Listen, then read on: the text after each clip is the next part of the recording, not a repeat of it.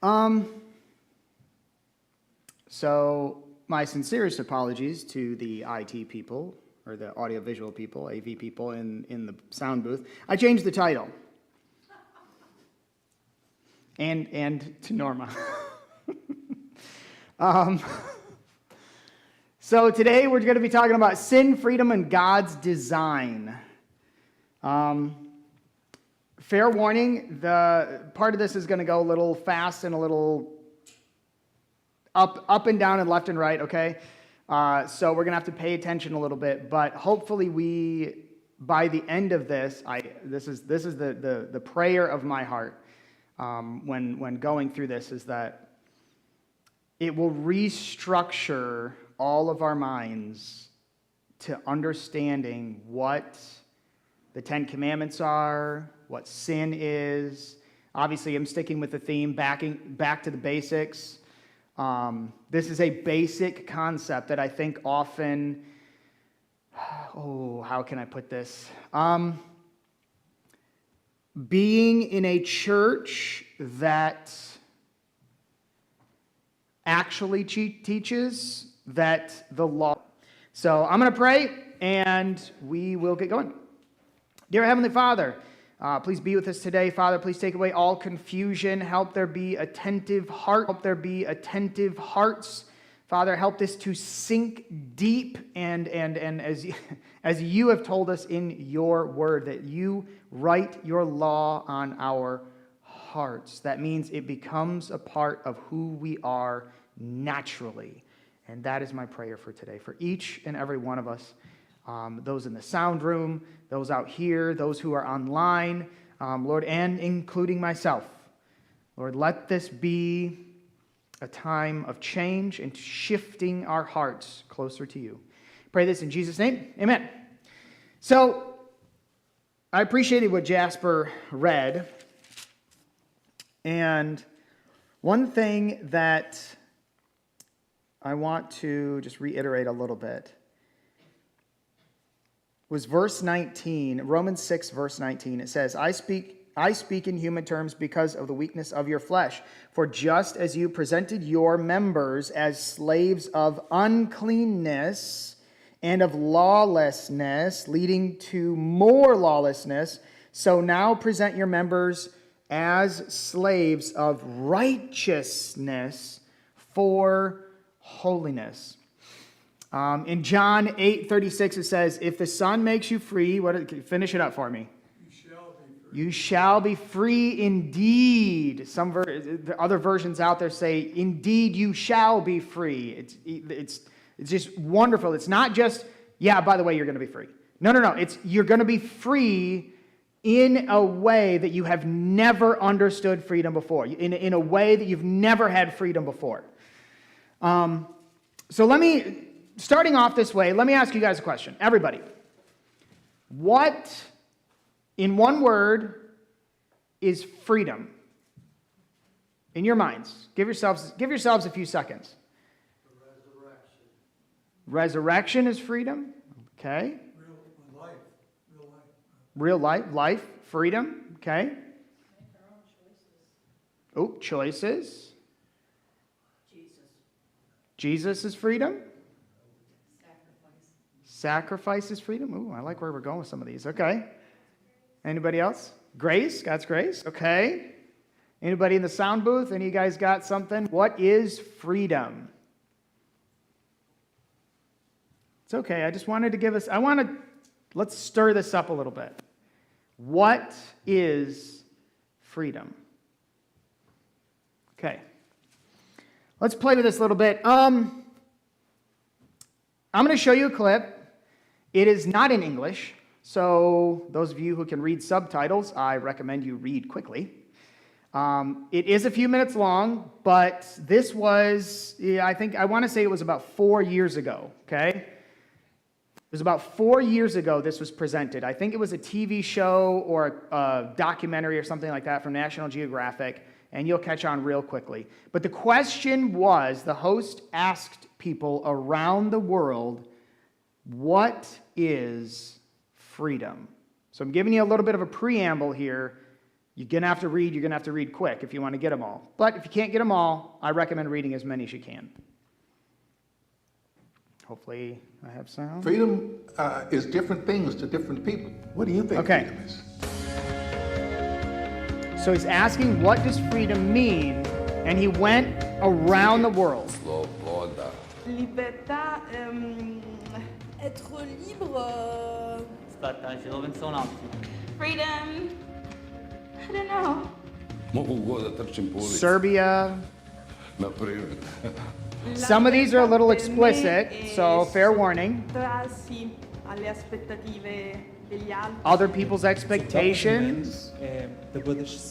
Being yourself, being who you are. Özgürlüğün anlamı daha çok bir baskı olmadan yaşamaktır bence. Living without oppression. Some of these aren't that bad. الحرية هي الفن Dancing هي الرقص is freedom. Okay. 自由係可以自己想做乜就可以做乜。 Come on. Liberté, Doing what your heart wants. réfléchir et d'agir. C'est les trois mêmes temps. Being able to think, being able to move without It's limitations. the power to create your own existence in this world. Yo creo que eso es una utopía, yo creo que eso no existe en realidad. Do whatever I want. Can be extremely liberating. Volare, nuotare. Be happy in your own skin. Flying, swimming. I like that one, swimming. 但係我哋生下嚟嘅時候就冇自由。 Para mí la libertad es desconectarse de todo. Freedom is nice. Oh, freedom is everything. Freedom is nice. It's where the law, freedom is there where the law dies. Todos tenemos, pero no muchos lo conocemos. Not working, going to the beach. Pa sloboda bi bila samo kada bih imala krila pa mogu da poletim, ništa manje. 주말이라고 생각합니다. Holidays come. Oh. Oh, yep, that's it. Okay. Did you guys catch some of those? What are some of them that you caught? What did you guys catch? The heart one? Okay, so what was it? Yeah, doing your heart's desire. Okay, something along those lines.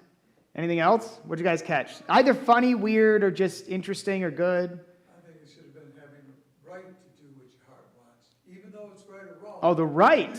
Okay, the right to do what your heart wants. Okay. Over the board. All over the board. Over the board. All over the board, wasn't it?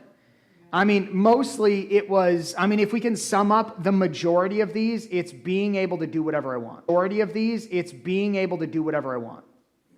One of them even said, but yet in this world we have, what that guy say about laws, we do have specific laws. Who was it? Was it Samuel Adams? One of the, it was. He knew that back then. He did. It wasn't about the law. It wasn't about nothing. It was about a matter of his heart to ourselves. Oh, go ahead. Oh, go ahead. Is freedom free? Does it cost? Is there a cost to freedom? Is there a cost to freedom? That's a really good question. That's a really good question, which we're going to get into that in a little bit. So, we're going to talk about this guy. Anybody know who this guy is?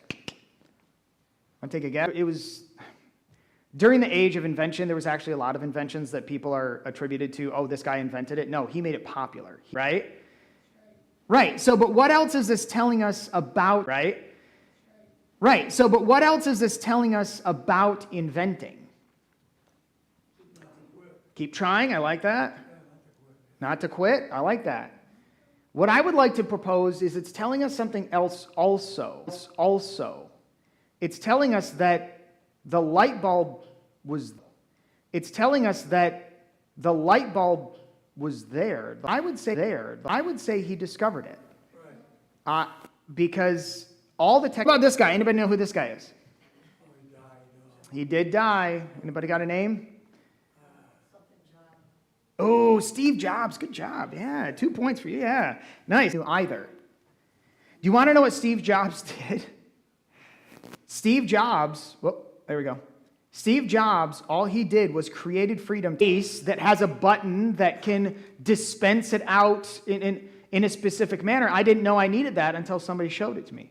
Now that's a whole nother discussion, but doesn't matter what you think. iPhones are still the number one phone on the planet, by far. Okay, they are. Okay, just it is what it is. They own the market on the planet.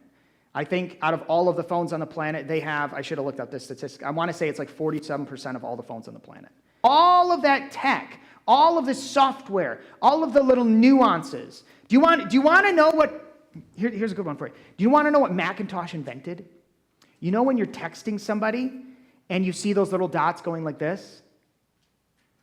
That's so easy, it is right in your pocket, and you could just, and it'll notify you. It'll even ding when somebody you know, or this is election season, somebody you may not know. I'm getting a lot of those calls, guys. Somebody you may not know, in fact, is gone. I'm sorry, is not gone, is trying to connect with you. But the thing is relationships already existed. Connection already existed. All he did was found a way to market it. So here's the thing, though. All he did was create freedom to do what humans are doing naturally. We do this all the time anyway. We want to connect with people. We are relational beings. But here's the thing. When it comes to freedom, and this is where I would like to hopefully twist your mind just a little bit into a pretzel. When it comes to freedom, these are 3 different entire biomes of existence, right? Okay. Let's say we liberate the fish from the water and take it out of the water. What happens? Uh-oh. So a fish is actually more free in the water. Okay, well, hold on. You know what? That tree has not moved since I planted it. I am going to rip it up by the roots and liberate it from the dirt. The dirt is holding it back. What happens to that tree? Uh-oh. The tree is actually more free in the dirt? Hold on. I hope you know where I'm going with this. Let's say we take the bird, and by the way, I used to raise ducks and geese and a whole bunch of things. You can snip their wings. There's actually only just a handful of feathers. You got it, and they cannot fly anymore. Okay? Just a couple of feathers. I can't remember where it was. I want to say it was at the tips where they'll all of a sudden flap and they cannot get lift. What if you take that away from the bird? Is the bird more free now that it can't fly? Ooh, he's in danger. Well, actually, it wasn't. Our ducks weren't in danger. We had a place for him. But I understand where you're going. He's in danger. Why? Because how do they get around? Most birds get around in the air. So a bird is actually more free to do what it was designed. God's law describes, and this is my point in this whole message. God's law actually describes reality. Genuine reality and how the world functions.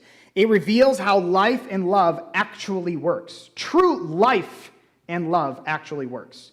And when we violate these things, when we pull ourselves away from that reality, just like ripping a tree out of the ground, taking a fish out of that water, it's not more free. Why? Because it's not the way it was designed.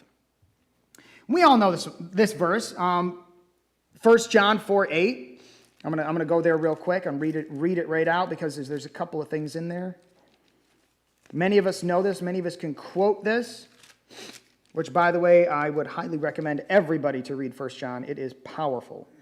1 John 4:8, it says, "He who does not love does not know God, for God is love." Love is the foundation of reality.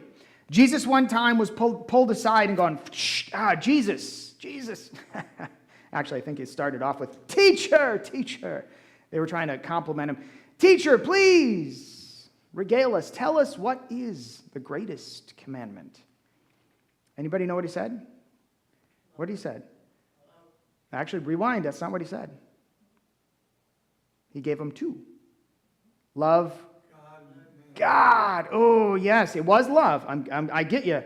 But that's summarizing the whole thing. He actually said love God with all who you are, all your being, your strength, your mind, everything, right? And he said the second is like it. He didn't stop. He didn't pause. He didn't say the greatest commandment is loving God. No. He said the greatest is loving God. And it's, the second one, by the way, is just like the first. It's loving your neighbor as yourself. Absolutely. It is. He summarizes that. It comes all together to the greatest of these is love. And it's perfect because the thing is at this time, those religious leaders, they didn't understand. They thought it was about the letter of the law, and that's what it meant. That's why when Jesus came out and he said, hey, listen, if you so much as look in lust, if you so much as hate your brother without a... And whoa. It starts in here, God? Or Jesus? Teacher, are you saying it starts in here? We've never been told this before.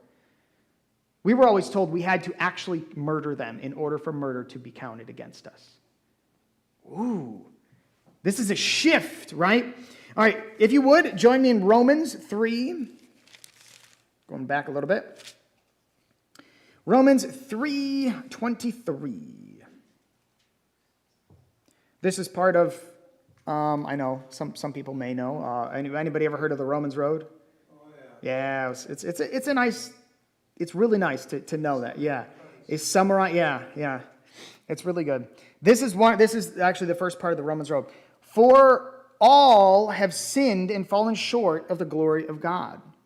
What he's talking, actually, let me do the verse before that. It says, even the righteousness of God through faith in Jesus Christ to all and on all who believe, for there is no difference, for always means because. For all have sinned and fallen short of the glory of God, being justified, meaning justified through Jesus, freely by his grace through the redemption that is in Christ Jesus. That whole verse, by the way, you have fallen short of all have fallen short of the glory of God, was just trying to make a point. It's just trying to make a point that we all need grace. We all need Christ. But here's the thing, when you look up, which I like to look up the Greek and the Hebrew and this word here, sin, means missing the mark. It is I'm going to mess this up so bad. Hamaratia. It just means missing the mark. It means that there is a target over there, it needs to be hit, and you're off kilter. That's all it means. You took a shot and you missed. That's what the miss the mark means. Or that's what sin means. Sin is living contrary to God's design, and that's what I'm hoping to point out today. In 1 John, we're going back to 1 John. Sorry, we're bouncing a little bit. 1 John 3, verse 4. It continues on with what sin is. Whoever commits sin also commits lawlessness, and sin is lawlessness. So let me ask you a question. When it comes to sin, normally sin starts with something along this lines. What does that say? What do I want? And I hope I can see that. I can see your eyes. I can see you kind of know where this is going. Love always starts with, what do they need? What does he need? What does she need? How can I help? It always starts with the pouring out of yourself. Right. Oh, that's a great place to go. That's where Lucifer came. He's talking about, that's where Lucifer came. I will place my, I will sit on the north in the congregation. I will be like the Most High. It's, when this is what do I want to do, it is a take. It's a pull to you. What do they, though, or what does he need? What does she need? It's a pouring out of yourself. And Jesus lived this perfectly. Sin puts self at the center, and I'm glad you brought this up. See, and this is kind of the thing, and I wish I had pulled this clip up. There's a really good, I love him to death. I really do, but some of his theology has shifted a little bit over the years. Dr. Kent Hovind, he's a great creation scientist. If anybody wants to get into creation, evolution, dinosaurs, he is honestly a really good start. Okay? Some of his older stuff that he did in the 80s and 90s. Wonderful stuff. But there was something that never set right with me. He liked to say, whenever he talked about, he was a good old Southern Baptist type of missionary kind of guy, okay, if you know what I mean. Don't get me wrong, I love our Baptist brothers and sisters, I really do. But the thing is they do like to focus on, I'll just say, certain aspects of the gospel message. And one of the things is he liked to say this. He said, well, one of the 10 Commandments says, and he goes into it like, you shouldn't commit adultery, you shouldn't murder, shouldn't steal, da-da-da. And he starts going into it, but he says something to the effect of, they're God's laws anyway. He wrote them. He can do what he wants. Anybody see a problem with that? Yeah, I hope you do. I hope you do. This isn't about 10 arbitrary rules that God just places down because he's the boss. Right. This is way more. This is way more than this, right?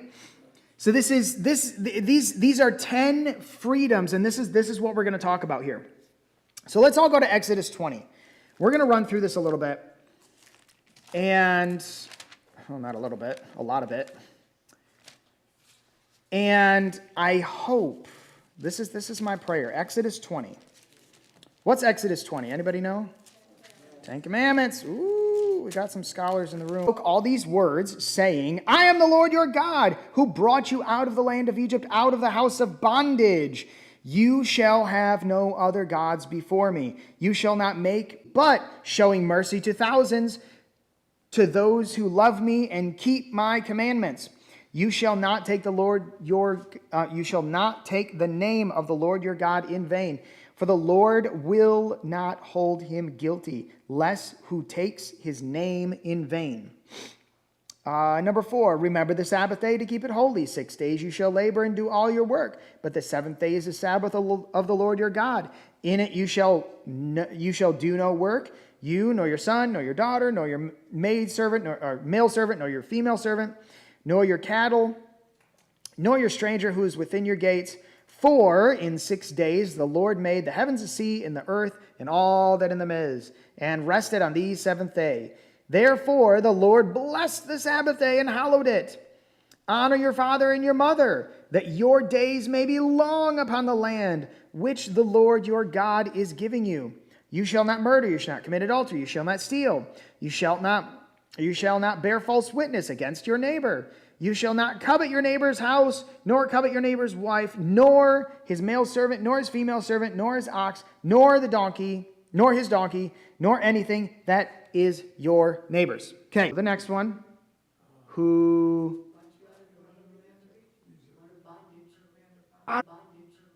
Out of bondage. They just were released from bondage. Days before, not months, not years, days before they got these commandments.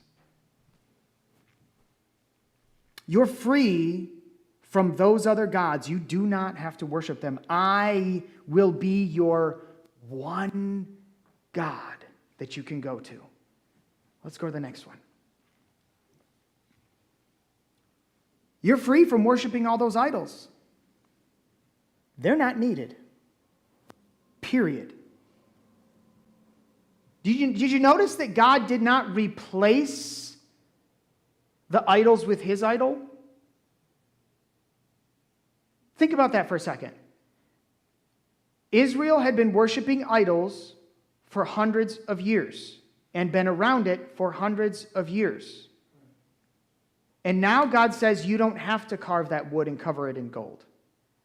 You don't have to go in and burn incense. You don't have to go to that idol for anything. Just come to me. You are now free from those idols. Ooh, let's go to the next one. I'm going in the holy of holies for you, so you don't have to go. Jesus is doing this.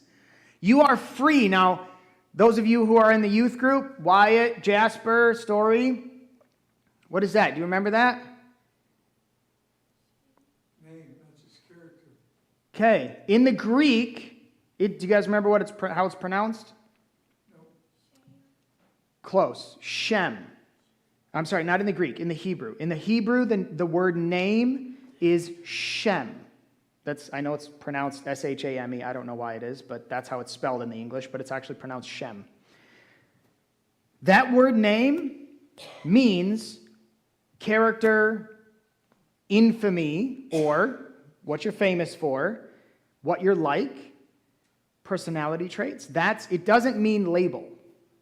Whenever you read the word name in the Bible, it does not mean that is my label. It never means that. I've looked it up in the Greek and the Hebrew. It never means my label is Justin. It means my character is Justin. Understand that. Every time in Scripture, I've looked them up, okay? So if you read it in the New Testament or the Old Testament, so maybe that was preamble set up for you, baby. But understand what this is saying. This is, you are free, not just, no. You are going to worship me. This is not what God's saying. No. He's saying, let's start at the top. No. I'm the only God you need. Put away all idols. You don't need them anymore. I am the only one you're going to need. You are free. I am the freedom that I'm... And the next one, it goes, I'm not just going to be your God. You can take of my name. Glory. You can take of me. You can become like my character. And this last one, this one should be easy. Stop working 7 days a week. That's in the negative. In the positive is you're free to rest. You are free to put down the hoe, put down the shovel, put down the scythe. You are free to rest. And by the way, not just you take rest. You're free to give rest to everyone in your household and the stranger within your gate. You are free to take rest. I don't know if you guys remember when they were in Egypt. Do you remember Pharaoh blowing his top just with fury that they dared to take a day off? We're going to work ourselves to death. Here we go. Let's keep going. The next set, and we all know this. The first one was just our connection with God, right? This second set is our connection with everybody else. Guess what? We're living within this parameter. The final 6 describe our relationship, what it looks like with other people. Healthy relationships by honoring our parents, protecting life, faithful in all forms of love. Generosity instead of taking. Truthfulness. Contentment with what we have. See, listen. There's something that's freeing when you know that everyone around you is generous. I want you to think about this. The parameter that God put in place, which is don't take what's not yours, it expands when all of a sudden everybody's doing that. What kind of freedoms do we have if everybody's generous? If no one is lying? If everyone is truthful?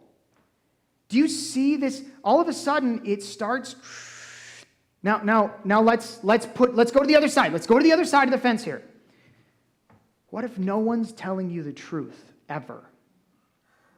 What kind of freedom do we have? Absolutely none. Nothing.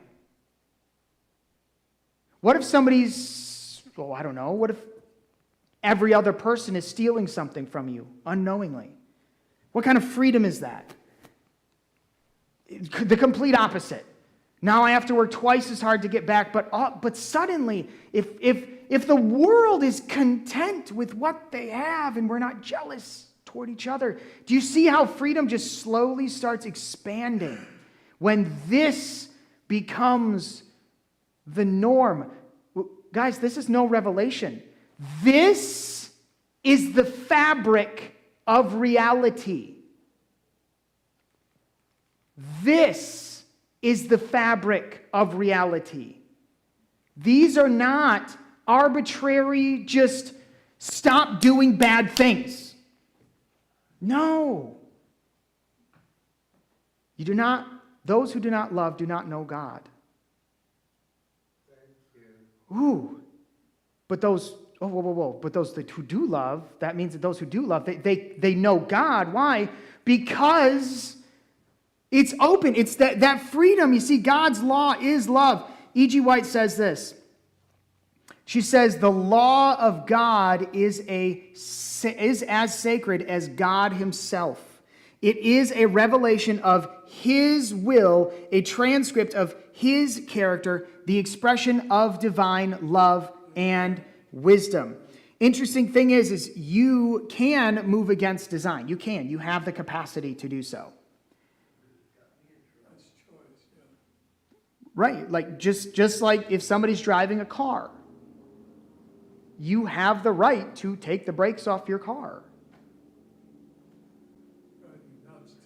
You have the right to break every law that is out there in your car. You can do that. Like, the capacity is within you to break those boundaries. But guess what happens? Uh-oh. You got to pay those damages. Something, right. And I know I've told you guys about this, and the story is awesome. I keep looking for this. It was a news clip. It was these kids in the city. It was a brand new school, brand new playground. And I know I've mentioned this before. It was awesome. I just can't find the clip for it. It's a brand new school, brand new playground. It was just like, it was magnificent, right? But the kids would not play in the playground. And it wasn't until somebody said, why don't we put up a fence? Because the streets were right there. And the moment they put up a fence, guess what happened? All the little kids went wild. Why? Because right, now their worries are never on, what if I throw a ball into the street, or I don't know if that guy walking down the street is, and there's cars all over, and no, they put the fence up because it's protection. It keeps out and keeps in.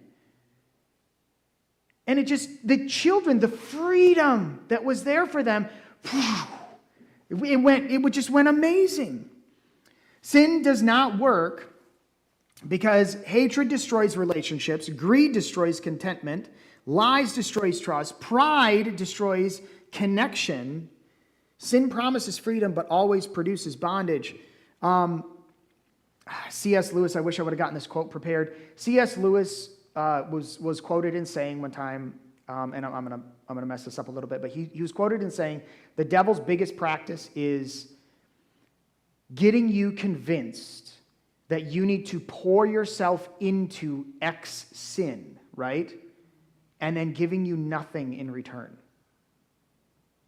This is great, don't get me wrong. But 1 Corinthians 13, it defines in a practical way, what does love in a real world setting look like? Not just, oh, I'm not lying. No. This is just saying, oh man, some of the things are just so amazing. It says it's patient. It says it's kind. It says it's humble.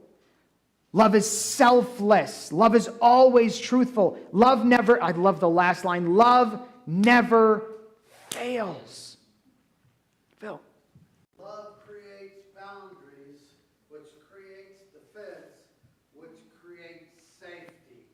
Yes. And it lets people be free. Love is that safety. Made us free to do by, getting back to your start. Yes. Ten Commandments. God put up this boundaries, the 10 Commandments, for the safety. See, sin is always taking and taking and taking. Love gives. And I know I brought this example up in the past before. The example was when we had our first child, okay? Tanya and I were genuinely worried, and we had this conversation before Jasper was born. We said, and Tanya actually was like concerned about it, right? And I know it had crossed my mind because before you have your first child, you just don't know, right? You don't know. We loved each other so much. how on earth could I give this child any love when I have all of my love for you, Justin? Yeah, I know. Some of you parents are like, yeah, okay, right. The fact is what happened was I still have all of her love. But check it out.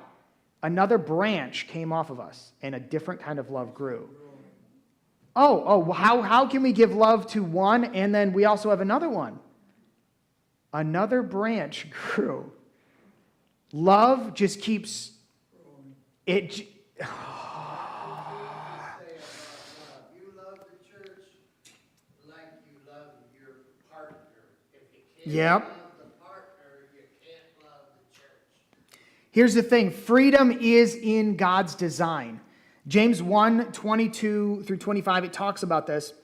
I have it here. I have some of it here.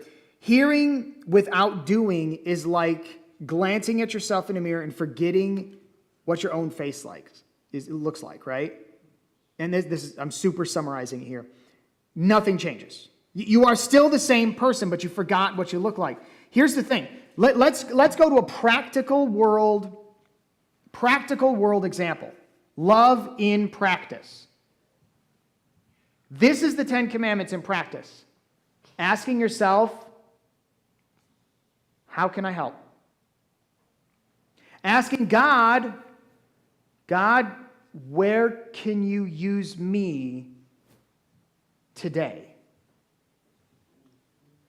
God, what do they need? I'm serious. This is the fulfillment of the law. This is filling full the law. God, help me to see the needs of other people, of someone else. Another good one is, God, help me to see the people around me with your eyes. God, what need can I fulfill today? What could I give?